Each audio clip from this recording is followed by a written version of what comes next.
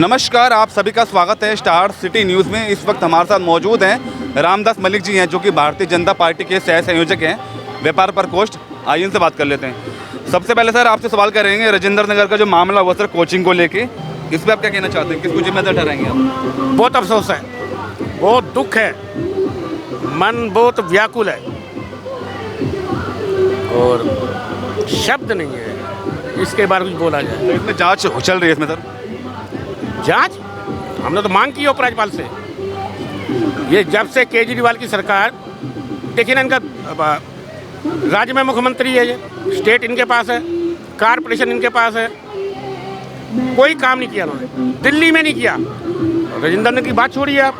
Sir जो इतनी बड़ी लापरवाही देखी गई, किसको जिम्मेदार आप ठहराते हैं? इसका सीधा दिल्ली सरकार जिम्मेदार है, दिल्ली सरकार के मंत्री जिम्मेदार है, कारपोरेशन जिम्मेदार है, यहाँ की मेयर जिम्मेदार है। अगर नालों की सफाई हो होती सही ढंग से सही वक्त पे, तो ये दुर्घटना नहीं होती। आप देखिए, करंट से दिल्ली के अंदर ऑन रिकॉर्ड 7 व्यक्ति मर चुके हैं करंट से, और पानी के अंदर ये 3 मर गए। पूरा सबसे बड़ा लोकतंत्र है यहाँ, डेमोक्रेसी है यहाँ पर, प्रजातंत्र है, जमहूरियत वाली है। ये क्या है? जब से दिल्ली में केजरीवाल की सरकार आई है, दिल्ली का सत्यानाश हो गया है। और इस सरकार को तुरंत, मैं उपराज्यपाल से मांग करता हूं, दिल्ली की जनता की ओर से, इसको तुरंत बर्खास्त करें और इनके संबंधित मंत्री, मेयर, विधायक, काउंसलर, इनके ऊपर हत्या का मुकदमा लगाया जाए। अगर नालों का फटाव नहीं होता, सफाई हुई होती, नालों में ज़्यादा भराव नहीं होता, ये दुर्घटना नहीं घटती, ये हादसा नहीं होता। ये कम हादसा क्या? आज दिल्ली बिल्कुल पूरी शोक में डूबी हुई है, गमगीन है दिल्ली। और इन पवित्र महीने के अंदर ऐसी दुर्घटना का होना बहुत शर्म की बात है। संविधान जो निर्माण करने वाले थे, उनके दिमाग में नहीं था कि ऐसे निर्जल मुख्यमंत्री भी पैदा होंगे, ऐसे निर्जल, बेहया, बेशरम, कि हम जेल से सरकार चलाएंगे। क्या जेल से सरकारें चलती हैं? हम तो देख के चकित हैं। दिल्ली की जनता ने विश्वास किया इनके ऊपर, इससे बड़ा विश्वासघात नहीं हो सकता। 25 के चुनाव आ रहे हैं, इस बार क्या लगता है भाई, मैं तो पहले कह रहा हूँ, बर्खास्त को चुनाव कराओ।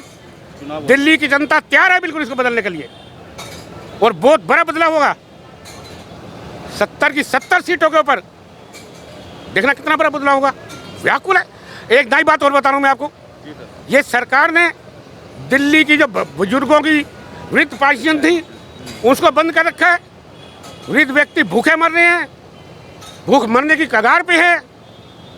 ये कैसी सरकार है? ये इतना पैसा इन्होंने लगा दिया अपने प्रचार के ऊपर, वही पैसा बांटा जाता गरीबों में, वृद्धों को दिया जाता। ये पखंड करते हैं, हरिद्वार ले जा रहे हैं बुजुर्गों को, तीर्थ यात्रा करवा रहे हैं। 100 आदमी जाते हैं, 10,000 का ये पैसा खाते हैं। ये ऐसी भ्रष्टाचारी सरकार हमने जीवन में नहीं देखी। सर इस समय सावन का महीना है, अपने शिव भक्तों में क्या संदेश देना चाहेंगे सर? शिव भक्तों के, देखो, सनातन जितने सनातनी हैं, एक नई बात मैं बहुत जोड़ रहा हूँ इसके साथ। इस मुख्यमंत्री ने, दिल्ली सरकार ने क्या किया? विशेष समुदाय जहाँ रहता है, मैं नाम नहीं लेता हूँ धर्म, उनके धर्म का, वहाँ सारे काम होते हैं। पानी के टैंकर उस समुदाय को, विशेष समुदाय को दिया जाता है। जो जहाँ सनातनी ज़्यादा हैं, वहाँ कोई पानी की व्यवस्था नहीं, वहाँ कोई कारपोरेशन काम नहीं करती, वहाँ कोई सरकार काम नहीं करती।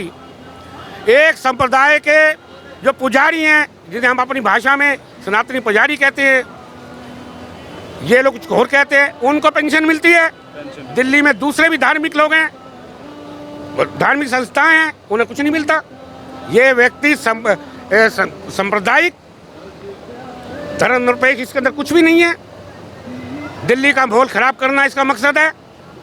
जो जमुना पार हुआ था, वहाँ के निगम पार्षद जो अंदर है, वहाँ भी देखा था कैसे सनातनियों में उनमें झगड़ा हुआ। इसकी सोच ही एक है, डिवाइड करो, रूल करो। अब मैं दोबारा आपके माध्यम से दिल्ली के उपराज्यपाल से पुरजोर दिल्ली की जनता की ओर से मांग करता हूं कि बिना वक्त गवाए ये दिल्ली की जनता के लिए, दिल्ली की जनता की सुरक्षा के लिए बेहद जरूरी है इस सरकार को भगाना। इन्हें बर्खास्त करो, दिल्ली में राष्ट्रपति शासन लागू करो और दिल्ली में पुनः चुनाव करवाओ। अपना नाम बताइए सबसे पहले। मैं शत्रुघ्न, मैं काशी से हूँ।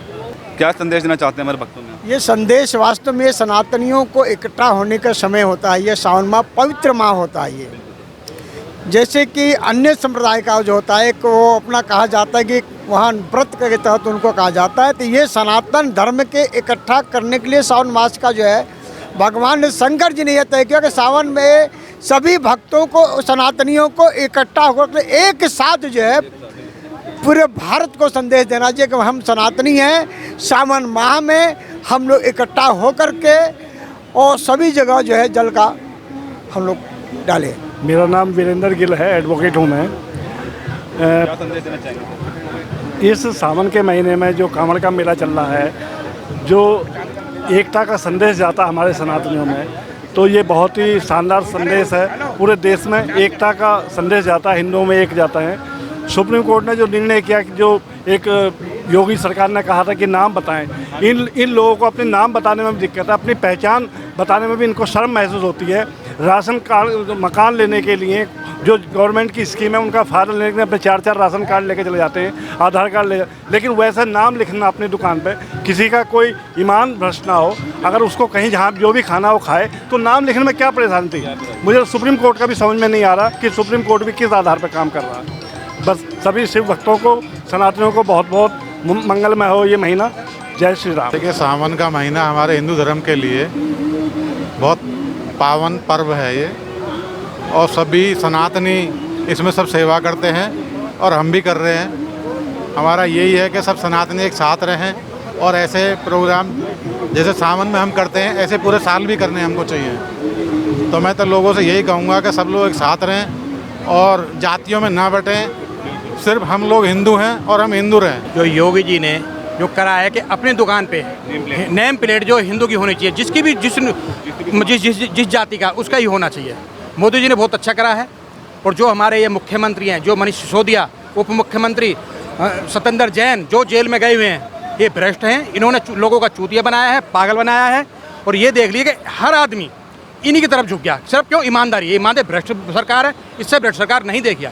बिजली के दामों को लेकर, बिजली के दामों को लेके, हर चीज़ को लेके, आप रोड नहीं है जमुना पहाड़ में, कहीं भी रोड नहीं है, उसके भ्रष्टाचार है, उसमें ही पैसे खाए इन लोगों ने। मतलब दिल्ली के हालातों को लेकर हालात वैसे के वैसे ही हालात हैं, आज भी और पहले भी। और तीनों के तीनों जेल में जो सड़ रहे हैं, इसीलिए सड़ रहे हैं। क्या लोगों ने इनका विश्वासघात करा लोगों के साथ। इन्होंने जब लोगों ने इनको देख के तो वोट दी ना, तभी तो विश्वासघात करा है इनके लोगों, मतलब पब्लिक के साथ।